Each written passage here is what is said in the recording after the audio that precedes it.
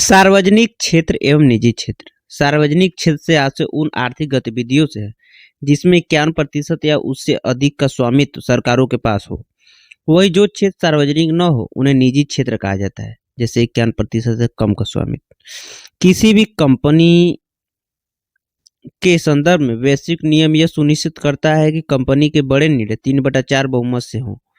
यही कारण है कि 74%, 51%, 45%, 26% स्वामित्व के संदर्भ में महत्वपूर्ण पड़ाव होता है। संगठित एवं असंगठित क्षेत्र। संगठित क्षेत्र से आशय उस क्षेत्रों से है जिसमें कार्यबल या श्रमिकों को आवश्यक सामाजिक सुरक्षा सुनिश्चित की जाती है, जैसे पेंशन, चिकित्सा, निश्चित कार्य अवधि, पेड छुट्टी एवं अन्य सहायताएं, नियमित आय।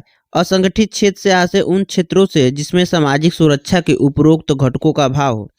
भारत में 10% संगठित क्षेत्र है जबकि 90% असंगठित। श्रम सुधारों की अनिवार्यता। इस संदर्भ में हाल ही में बनाए गए श्रम संहिता एक महत्वपूर्ण सुधार है। राष्ट्रीय आय एक परिचय। राष्ट्रीय आय से ऐसे किसी भी देश की निश्चित अवधि में हो रही आय से है।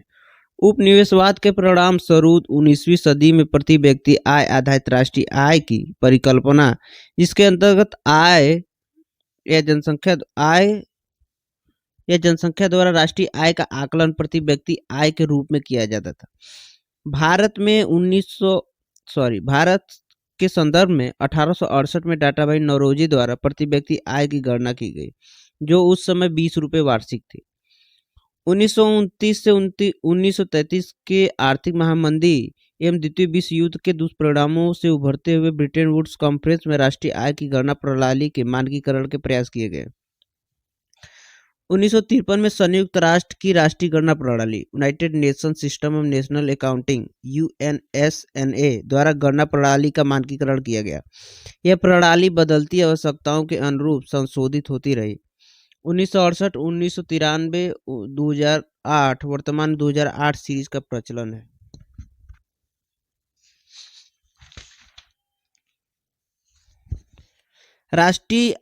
संयुक्त राष्ट्र की गणना प्रणाली के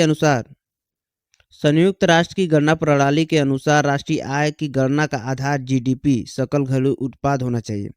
GDP से आशय एक वित्तीय वर्ष में भारत के संदर्भ में 1 अप्रैल से 31 मार्च देश की आर्थिक सीमा के भीतर, देश की आर्थिक सीमा में देश की भौगोलिक सीमा, देश की सामुद्रिक सीमा, संदर्भित देश का विभिन्न देशों में दूतावास जैसे सैन्य, राजनीतिक, आर्थिक, सामरिक, देश के निवासियों के स्वामित्व वाले जहाज, तेल के कुएं इत्यादि, ये आर्थिक क्षेत्र होते हैं।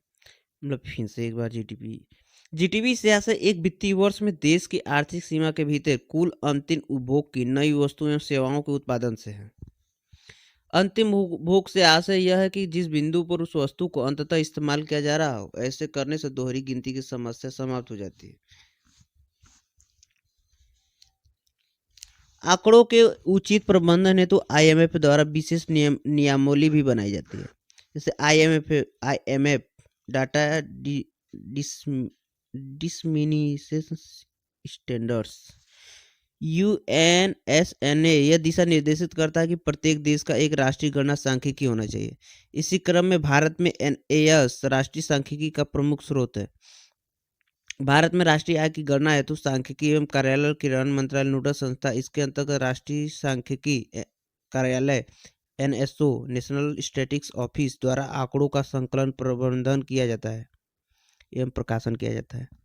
2019 से पहले CSO के आंकड़ों का प्रबंधन प्लस NSO के धरातलीय स्तर पर आंकड़ों का संकलन किया जाता है। 2005 में रंगराजन समिति ने इन्हें एकीकृत करने की बात कही थी। 2019 में इन्हें एकीकृत करते हुए NSO बनाया गया, जो मॉस्पाई के अंतर्गत काम करता है। NSO मतलब CSO प्लस NSSO को मिलाकर NSO बनाया। आंकड़ों के स्रोत के लिए पहला है कि NSO द्वारा सैंपल विधि से आंकड़ों का आकलन, मतलब कि रोहड़ी वाले। और दूसरा कि मिनिस्ट्री और कॉर्पोरेट अफेयर द्वारा जारी MCA 21 के आंकड़े, कर संबंधी आंकड़े और मॉस्पाई द्वारा दी जाने वाली आर्थिक जनगणना, जिसका प्रारंभ 1975-76 में, अभी हाल में 7वीं आर्थिक जनगणना हो रही है। अधिकारिता।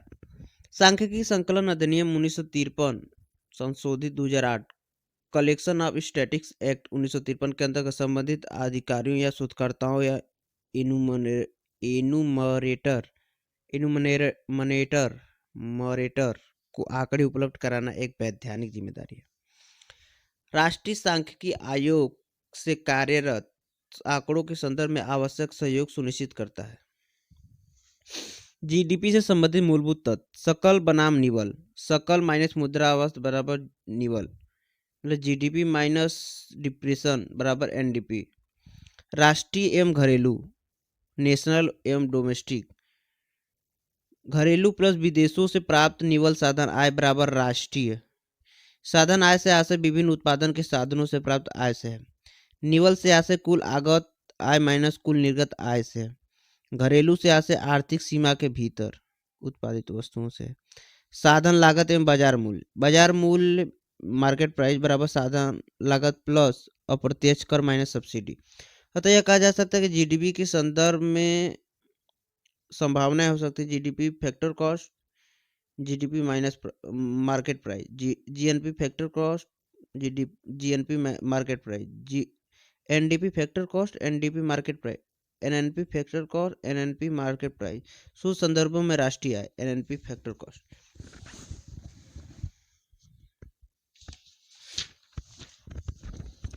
विगत वर्षों की तुलना में दिए गए वर्षों के उत्पादन हेतु प्रति वर्ष वृद्धि दर कहते हैं, मतलब विगत वर्षों की तुलना में दिए गए वर्ष में उत्पादन में हुई प्रतिशत वृद्धि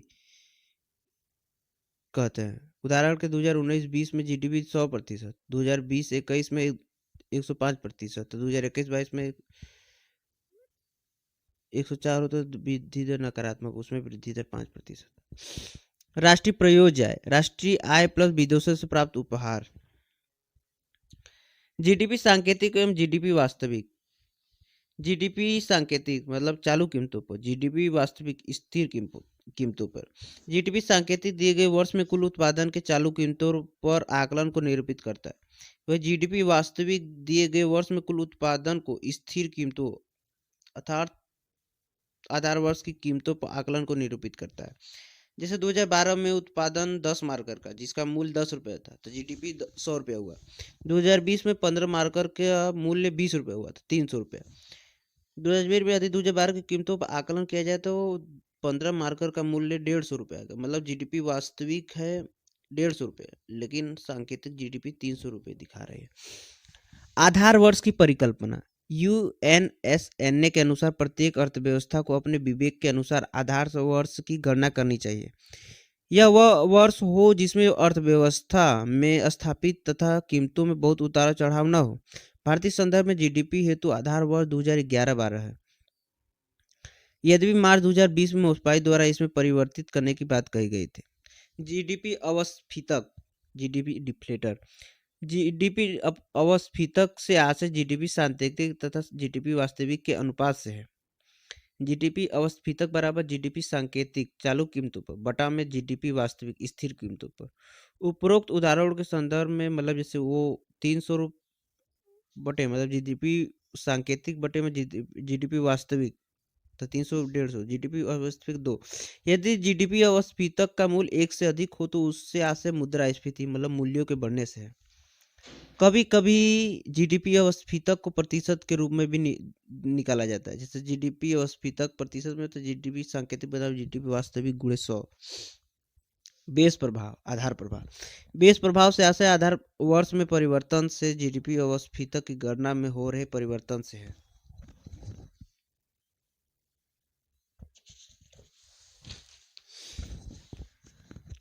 जीडीपी सांकेतिक बनाम जीडीपी पीपीपी।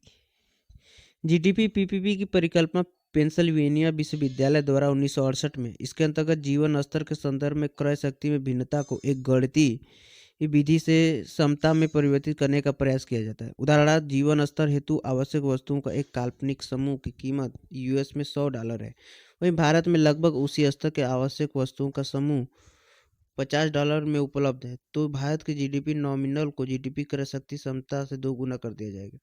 सिर्फ यूएस के संदर्भ में जीडीपी सांकेतिक तथा जीडीपी पीपीपी बराबर है क्योंकि यूएस की कीमतों को आधार वर्ष बनाया गया है। भारत की जीडीपी पीपी नॉमिनल में विश्व में स्थिति 5वां है, मतलब ये 2019 के डाटा के अनुसार, 2020 में 6वां। जीडीपी पीपी की स्थिति में तीसरा। जीडीपी की गणना की विधियां। मोस्पाई के अनुसार आय विधि, व्यय विधि, मूल्यवर्धन विधि। ये विधियां चक्रीय प्रभाव की होती हैं। आय विधि के अंतर्गत उत्पादन के साधनों से प्राप्त आय की गणना की जाती है। इसके अंतर्गत किराया, श्रमिकों को पारितोषक, मिश्रित आय, ब्याज, लाभांश, रॉयल्टी जोड़ने पर, मतलब ये सब जोड़ा जाता है। व्यय विधि विभिन्न घटकों में किया गया कुल व्यय या उपभोग, जैसे निजी क्षेत्रों द्वारा उपभोग सी, सरकार द्वारा उपभोग व्यय मतलब गवर्नमेंट सी, जी, कुल अचल निवेश आई, निवल निर्यात बराबर कुल निर्यात माइनस कुल आयात एक्स माइनस एम, मतलब इसको दिखा सकते हैं। जीडीपी मार्केट प्राइस बराबर, मतलब व्यय विधि, जीडीपी मार्केट प्राइस बराबर सी प्लस जी प्लस आई एक्स माइनस एम।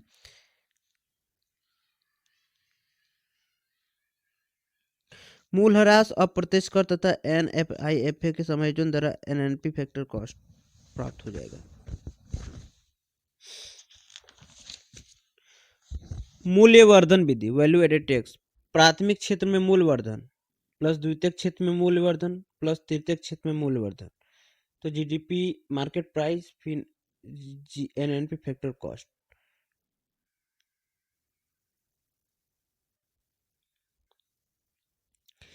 जीबीए की परिकल्पना, ग्रॉस वैल्यू एडेड, सकल मूल्यवर्धन। 2015 में भारत में आधार वर्ष एवं गणना विधि में परिवर्तन। जीबीए वस्तुतः प्रत्येक क्षेत्र में हुए मूल्य वृद्धि का आकलन करता है। इससे क्षेत्रगत चुनौतियों एवं अवसरों के संदर्भ में बेहतर आकलन संभव तथा साथ ही कर के संदर्भ में उन उप क्षेत्रों को रेखांकित करना जिसमें आवश्यकता से अधिक कर या आवश्यकता से अधिक कर छूट या सब्सिडी को कर राजस्व वृद्धि में सहयोग किया जाता है। अप्रत्यक्ष कर या अप्रत्यक्ष कर बराबर उत्पादन कर प्लस उत्पाद कर या सब्सिडी बराबर उत्पाद सब्सिडी प्लस उत्पादन सब्सिडी प्लस उत्पाद सब्सिडी। साधन लागत प्लस उत्पादन कर माइनस उत्पादन सब्सिडी बराबर बेसिक मूल्य, बेसिक मूल्य प्लस उत्पाद कर बराबर बाजार मूल्य। नहीं तो जीबीए को फिर से पढ़ना भाई, मुझे समझ नहीं आया।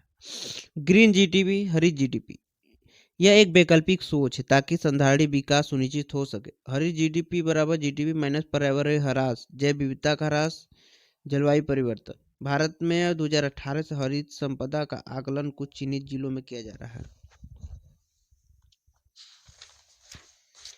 निवल आर्थिक कल्याण, सैमुअल्सन द्वारा प्रतिपादित मतलब नेट इकोनॉमिक वेलफेयर बराबर जीडीपी प्लस घरेलू महिलाओं द्वारा श्रम प्लस मनोरंजन समय माइनस पर्यावरणीय ह्रास माइनस रक्षा इत्यादि पर अतिरिक्त व्यय सिर्फ सैद्धांतिक स्तर पर, क्योंकि मनोरंजन समय या घरेलू महिलाओं द्वारा श्रम के मात्रात्मक गणना की समस्या होती है।